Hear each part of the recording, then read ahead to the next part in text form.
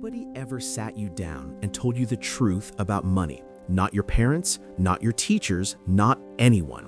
They taught you how to count it, how to save it, maybe even how to spend it wisely, but nobody ever told you what money actually is, how it actually works, or why some people seem to attract it effortlessly while others chase it their entire lives and still come up empty.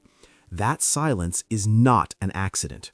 What you are about to hear is the real story of money, not the version they put in textbooks, but the version that changes how you see the world the moment you understand it. Let's start from the very beginning, because this is where everything goes wrong for most people. When you were young, you were handed a mental picture of money. It was something you earned by working hard, something you saved in a bank, something you spent on things you needed or wanted. That picture felt complete. It felt logical. But that picture was missing the most important pieces.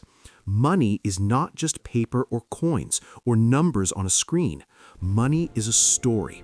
It is a shared agreement between millions of people that a certain thing holds a certain value. And that agreement, that invisible social contract, is what makes the whole system work. The moment people stop believing in that story, money stops working entirely. Think about that for a second. The $20 bill in your pocket has no real value on its own. It is just a piece of cotton and linen. It cannot feed you, it cannot shelter you, it cannot keep you warm. But billions of people have agreed, without even consciously deciding to agree, that this piece of paper represents a certain amount of purchasing power. That collective belief is what gives money its strength. Gold used to back currency, meaning your paper money was technically a certificate you could exchange for actual gold. But in 1971, the United States completely abandoned that system under President Nixon, and almost every country followed. From that point forward, money became what economists call fiat currency, meaning it has value simply because the government says it does and because people believe it does. That shift changed everything, and most people never even noticed it happened. So if money is just a story backed by belief, who controls the story? This is where things get genuinely interesting. Central banks like the Federal Reserve in the United States or the European Central Bank in Europe are the institutions that manage the supply of money in an economy. They are not part of the government in the traditional sense. They operate with a level of independence that most people never question. When the economy is struggling, these banks can create new money, literally, digitally, out of nothing, and inject it into the financial system. This process is called quantitative easing, and it sounds like magic because it basically is. Trillions of dollars created not by labor, not by production, not by any real-world value, but by a decision made in a boardroom. Now here's the part that most people never connect. When more money gets pumped into the system without a matching increase in actual goods and services, the value of each individual dollar quietly shrinks. This is inflation. And inflation is one of the most powerful, most misunderstood forces in your financial life. People think inflation just means prices go up, but what it really means is that your money is losing its purchasing power over time. The $20 you have in your wallet today will not buy you the same amount of groceries 5 years from now. If your salary is not growing faster than inflation, you are technically getting poorer, even if your paycheck stays the same or even slightly increases. This is why simply saving money in a regular bank account, earning almost zero interest, is not a safe strategy. It's actually a slow, invisible loss. Now let's talk about debt, because this is where the system gets really clever. Most people think of debt as a failure, a sign that you could not manage your finances, that you spent more than you earned, that you fell behind. But the wealthy do not think about debt that way at all. To the financially educated, debt is a tool. There are two kinds of debt in this world, bad debt and good debt, and understanding the difference between them is one of the most important financial distinctions you will ever learn.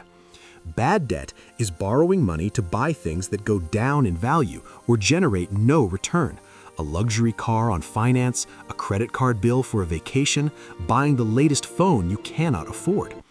Good debt is borrowing money to acquire assets that grow in value or generate income that exceeds the cost of borrowing, a business loan that generates profit, a mortgage on a property that appreciates, an investment that outperforms the interest rate. These are examples of debt being used as leverage. Here's an example that brings this to life. Imagine two people. Person A earns $50,000 a year, saves diligently, lives modestly, and keeps their money in a savings account earning 1% interest. Person B earns the same $50,000, but uses a portion of it to put a down payment on a small rental property, borrowing the rest from a bank. Now, person B has a renter paying rent, which covers the mortgage payment and leaves some profit.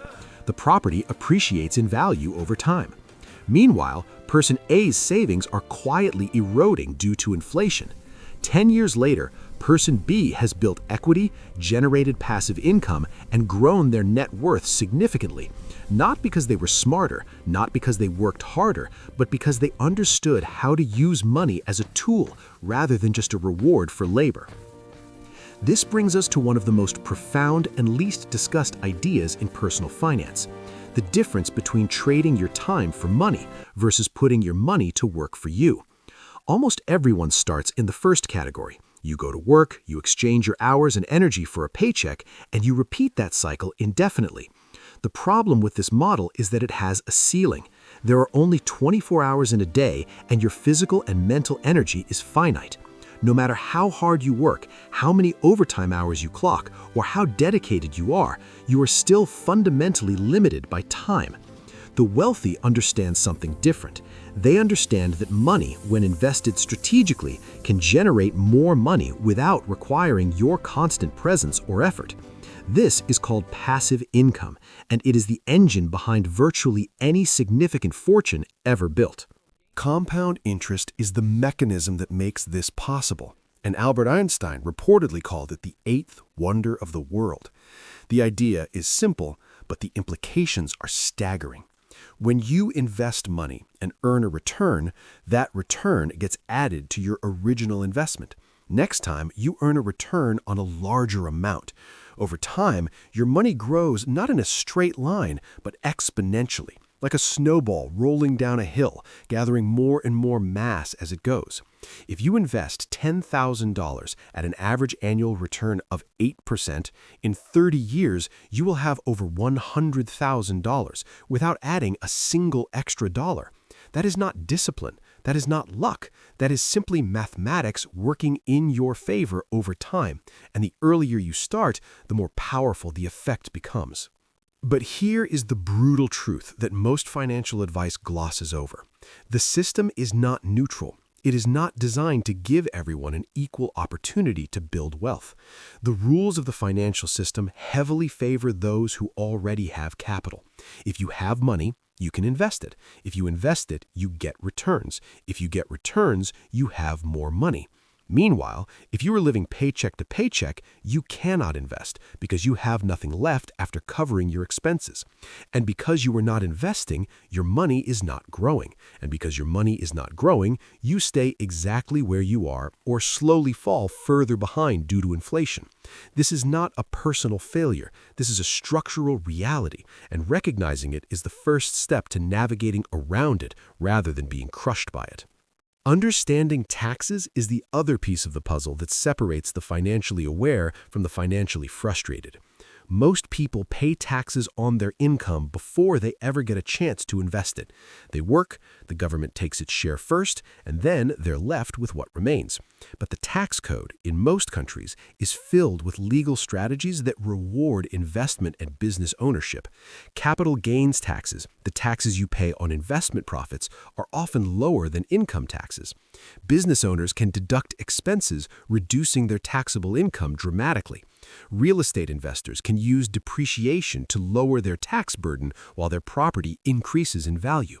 These are not loopholes for the dishonest. They are features of the system built in by governments who want to incentivize investment and economic activity. The people who use them are not cheating. They are simply educated. Here's something that will reframe how you think about your daily spending habits. Every dollar you spend has an opportunity cost. When you buy a coffee every morning for $5, you're not just spending $5, you're spending the future value of that $5, which invested over 20 years at a modest return could have been worth significantly more.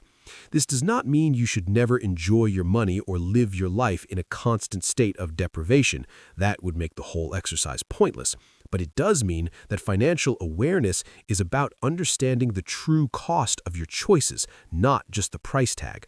The wealthy ask not just, can I afford this, but is this the best use of this money right now, and what am I giving up by spending it here? The mindset shift required to truly understand money goes deeper than numbers and strategies. It is fundamentally about how you see yourself in relation to money. Most people were raised with what psychologists call a scarcity mindset, the unconscious belief that money is limited, that there isn't enough for everyone, and that wanting more is somehow greedy or unrealistic. This mindset keeps people small. It makes them afraid to invest because they fear losing what little they have. It makes them work for decades without ever questioning whether there's a better way. The people who build real financial freedom tend to operate from an abundance mindset, not a delusional belief that money will magically appear, but a genuine understanding that wealth can be created, that opportunities are real, and that with the right knowledge and action, their financial situation is not fixed. Let's bring all of this together into something you can actually use. Money is a story, and you get to decide your role in that story. Stop thinking of money as something that happens to you based on luck, connections, or circumstance alone. Start thinking of it as a system, one with real rules, real patterns, and real strategies that can be learned and applied by anyone willing to put in the mental effort.